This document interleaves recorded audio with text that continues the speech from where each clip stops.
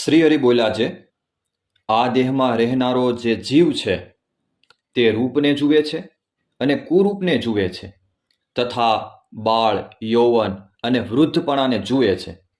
એવા અનંત પદાર્થને જુએ છે, પણ જોનારો પોતે પોતાને જોતો નથી અને કેવળ બાહ્ય દ્રષ્ટિએ કરીને પદાર્થને જોયા કરે છે, પણ પોતે પોતાને નથી જોતો. તે જ અજ્ઞાનીમાં અતિશય અજ્ઞાની છે. અને જેમ નેત્રે કરીને અનંત પ્રકારના રૂપના સ્વાદને લે છે, તેમજ શ્રોત્ર, ત્વક, રસના, ઘ્રાણ ઇત્યાદિ સર્વે ઇન્દ્રિયોએ કરીને વિષય સુખને ભોગવે છે ને જાણે છે, પણ પોતે પોતાના સુખને ભોગવતો નથી અને પોતે પોતાના રૂપને જાણતો નથી.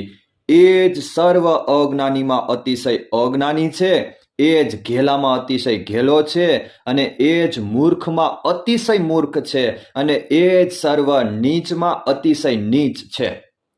ત્યારે સુકમુનિ આશંકા કરી છે, પોતાનું સ્વરૂપ જોવું તે શું પોતાના હાથમાં છે? અને જો પોતાના હાથમાં હોય તો આ જીવ સિદ્ધ અતિશય અજ્ઞાની રહે. ત્યારે શ્રી હરિ બોલ્યા, જેને સત્સંગ થયો છે તેને તો પોતાના જીવાત્માનું દર્શન પોતાના હાથમાં જ છે.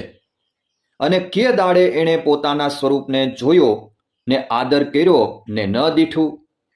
અને એ જીવ માયાને આધીન થકો પરવશ થઈને તો સ્વપ્ન અને સુષુપ્તિ અવસ્થામાં અંતરદ્રષ્ટિ કરીને જાય છે, પણ પોતે પોતાને જાણે કોઈ દિવસ પોતાના સ્વરૂપને જોવાને અંતરદ્રષ્ટિ કરતો નથી.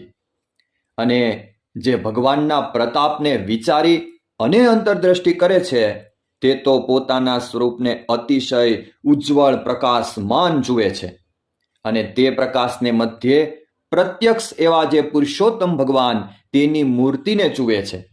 અને નારદ સંકાદિક જેવો સુખીઓ પણ થાય છે. માટે હરિભક્તને તો જેટલી કસર રહે છે તેટલી પોતાને આળસે કરીને રહે છે.